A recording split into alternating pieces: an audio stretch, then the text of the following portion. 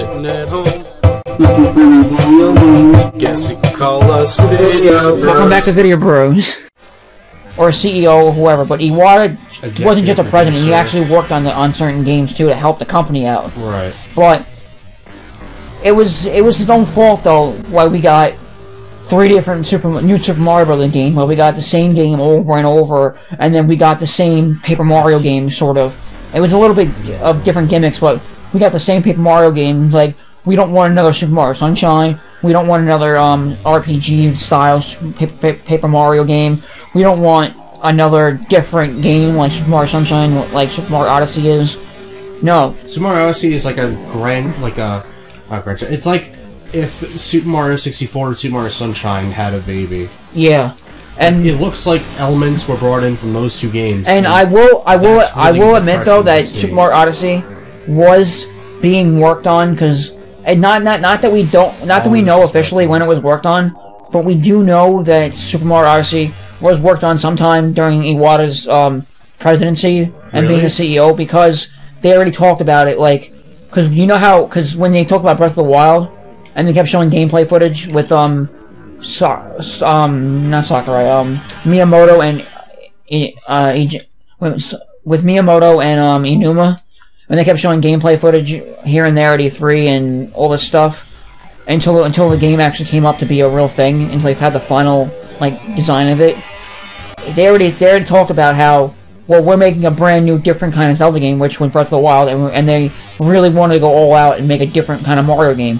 But you see the difference here is, though, is that you can say it's a different Mario game, but it's not, because it's literally a sandbox game like Super Mario 64 and Super Mario Sunshine.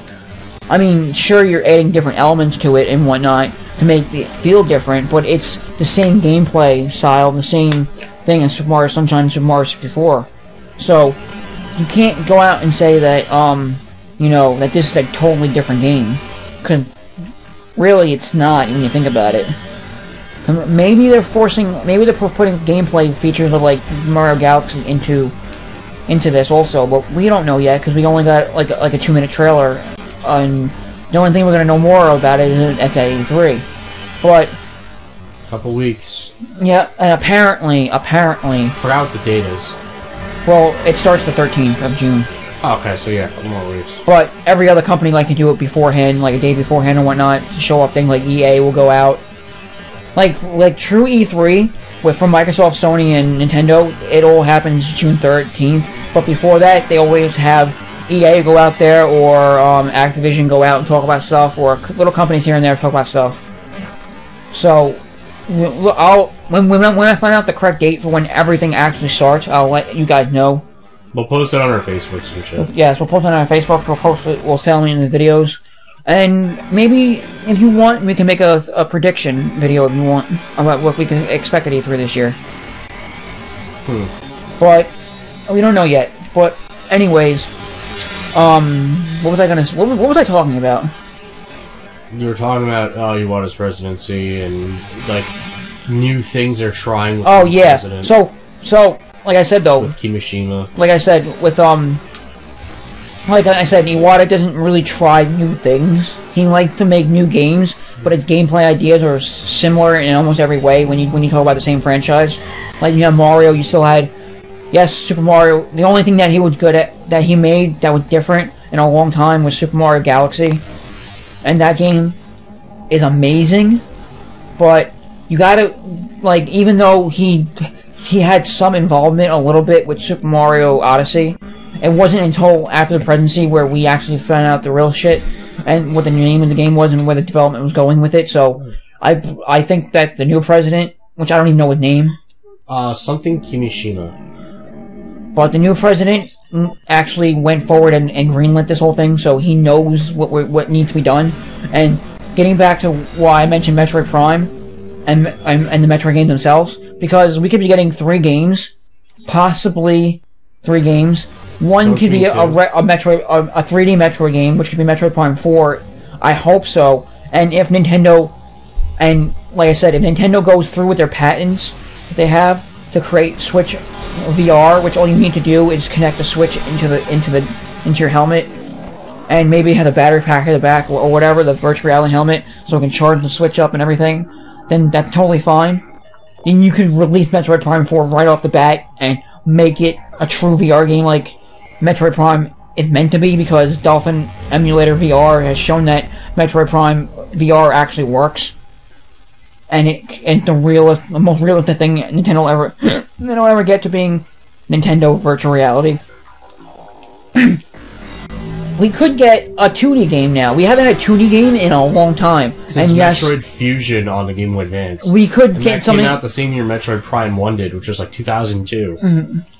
Or that was 15 years ago. So we could get another 3D Metroid game, which could either be Metroid Prime 4, Metroid Prime 4 VR, or Metroid Federation Force 2, which I don't want that to be a thing. But I'm pretty sure it's not going to be a thing, because Nintendo at least knows how to listen to the fans about what they want. Yeah. And other companies really need to take a page from their book. And Sega's the only other company that does that. And yeah. But now I'm going to go to this really quick a second. Now, don't say I'm going in the wrong direction with this, but Nintendo has one good reason why they cancel fan games. Just because they know what people want, and so they want to, like, say if you're making like AM2R. Of course, we're not gonna get another Metroid 2 remake from Nintendo itself. Yeah, we're not gonna ever have that. No, but at least it shows that people want more Metroid games, and it shows that they're taking them down to protect their stuff, so when it comes out, they can actually produce the games. So that means somewhat confirmed that we might be getting a Metroid game sometime soon, because they like to do this with Metroid games, Mario games, and especially Pokemon games, because you know that Pokemon's never going to end for a long ass time. No, that's like a very successful thing. Yeah, but now what I'm saying though is that one of the guys that works for who's a highly rated game composer. I don't remember his name, so I'm gonna get it wrong if I even try to remember it. But there's an article online, and you can look it up yourself and find it. But there's a highly regarded game music composer out there who was hired by Retro Studios for Nintendo to work on 2 games, or a game for instance, and he said he couldn't bring out any details about anything he was working on. But all he said was, whatever it is, like basically, like what we're working on looks really good so far, and I'm really, really, really excited for what's coming out so far and the development of our projects. So that right there alone knows that they're trying their hardest to get Metroid Prime or Metroid games or some kind of Retro Studio game, whether it be another Donkey Kong game or a Metroid game. They're working on something for the system, or it could be a new IP that we don't even know about yet.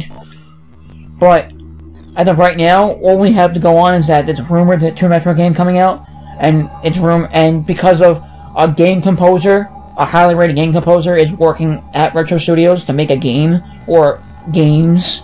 He's working on some project, so we know that it correlates together, that they're more evidence that we might get 2 Metroid games coming out. And going back to what I said before, because I didn't say about the third option yet of what we could get for Metroid games.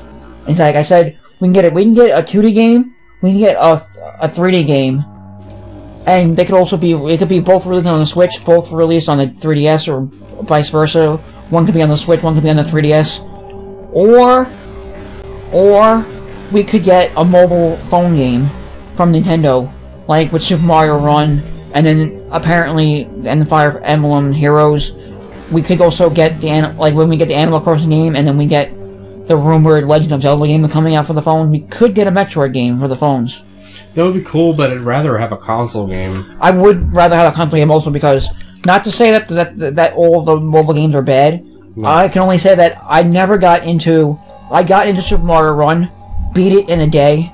Like, I beat it in less than 2 hours. That was kind of bad.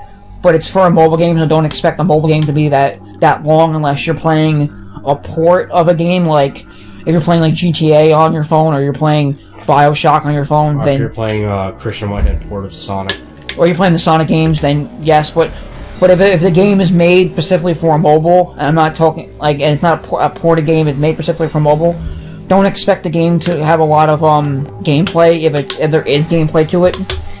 Like Fire Emblem Heroes, there's a lot to go with it because they keep releasing updates and stuff all the time, and it's an RPG type game, so they can keep going on for a while. But with like, I never got into Fire Emblem Heroes because I'm not into the Fire Emblem series. Yeah, I want to get into that series because I heard those games are good and they look a lot of fun. But if the Animal Crossing game becomes any good, I might look into it because the last two games that we got were pretty bad. Really? I heard they were good. The last two Animal Crossing games? Oh, I thought you were talking about Fire Emblem. No. I don't care about Animal Crossing, so I don't. Yeah. I don't have any opinion on that. But I mean, I bought one of them, and I kind of enjoyed it for a little bit, but it's not my forte of game because. Aren't you basically a slave in those games? No, not really. It's like The Sims, but for like, it's like The Sims, but for like children. If you think about it, it's Sims can be for children too, if you want to play. Yes, but I mean, like, but I'm saying like they don't do the whole adult thing where you can go have sex, have a baby, kill yourself, this and that, okay. all that stuff that you can do stupidly in the game. Right. I mean, Animal Crossing is, if you actually play it though, it's a lot of fun, to be honest. Where you basically you set off into a what do you call it, into a town, either on a train or a bus, whatever game you're playing, and then you come in and you talk to the mayor and you get your first house, and basically you try to do all this stuff where you go around and you talk to people and they ask you to do these things for these people, and then while you're at it you can also go in, because all you're trying to do is do all this stuff to make money, or bells in this case, and then you go around and you can go and fish, you can sell your fish, you can go and catch bugs and sell the bugs to a museum, or you can do, there's a lot of things you can do, and basically your main goal of the game is to make your town pretty, like The Sims, and make your house as best as it can be. Because you keep getting more stuff, you can add more levels to your house until it becomes like a mansion almost per se. But in Animal Crossing terms, it's not a mansion; it's a really giant house, and you just keep playing it forever until you get bored, until like there's nothing else you can really do, until like what Nintendo did, which was smart for them when they released the 3DS game of New Leaf. They also released. Well, this was a stupid thing though, and I don't know why they did it though. Where they released New Leaf for the 3DS, and then they re-released it again. But they added an update to it, like that you could download normally on your 3DS. But they released the game, re-released it as a physical copy with the update in it, for you to buy. They released an update to buy. Like okay, say you're playing Smash Brothers, right? Yeah. And you get the update for it on your Wii U or DS, whatever, right? Yeah. Okay, that's one thing. Now, say if they release it again, and you re-release the game, but you have to buy it again, but it had every update up to that point already built in. Okay. That's what they do with Animal Crossing. New Leaf. And basically all it was to add, oh, you better hurry up. Basically it was to add, amiibo support to the game, which does add quite a functionality, but, oh wait, I need to, and also people were saying that, what do you call it, that, like, Animal Crossing, like I said, it was like The Sims, and you can do all this stuff in the game, but it's more generated toward kids. Shit. And it was made more generated toward the Japanese fan base, but there are people that love the game to death, and I mean, people will buy every single thing out of Animal Crossing, and I'm not even joking. Like, there are people out there who have every single Animal Crossing game, every single Animal Crossing amiibo, every single Animal Crossing amiibo card. Anything that has to do with the game, they will buy it. But, and then there are also people that have played the, come on! What are you trying to do, get up there? Yeah. Just do it already. I can't! Those dumb assholes are in the way. But, you also have other people who... Alright, this is when I start killing them. Besides, who are, of course, are going to buy the mobile game. But like I said, Animal Crossing as a game itself, there's not much to it compared to Metroid or Zelda or Mario or... There's actually a story in those games. There's a story. There's a story to it. Shit actually happens. But I mean, it's not much to it compared to like Mario or Zelda or Sonic or Crash Bandicoot or whatever game you want to talk about here. And that's why I'm afraid of what the mobile game can do. And that's why I'm not going to get interested in the mobile game. Because I played Super Mario Run. Yes, it was fun for like 2 hours. And like I said, I need to get back to playing that. And like I said, I didn't get to play Fire Emblem Heroes, which I could. But I don't want to because mobile games don't have the kind of appeal that they do with console games. And that's why I don't want them to do a Metroid game after the supposed Zelda game. Because I don't even know if they care enough about the series to do that. Ooh, Light Beam. They have to.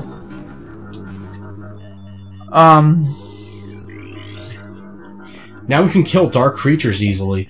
Bioscan complete. Subject Lunoth has been dead for 1.2 decacycles. Target shows signs of phase on radiation poisoning and extreme exposure to dark area's atmosphere. All gear and weapons have been removed from the target. Calm your ass down, jeez. I just want to get farther in the game quicker. I understand. But let us know. We got 2 new weapons. Let us know in the comments what you think about there being 2 new Metroid games, either it being the Switch DS games or the Switch games, or just a Switch or DS or iPhone or Android game. Yep. So we will see you in the next episode of Vidya Bros. Click the annotations that are on screen right now and have been on screen. And as always, peace out, guys.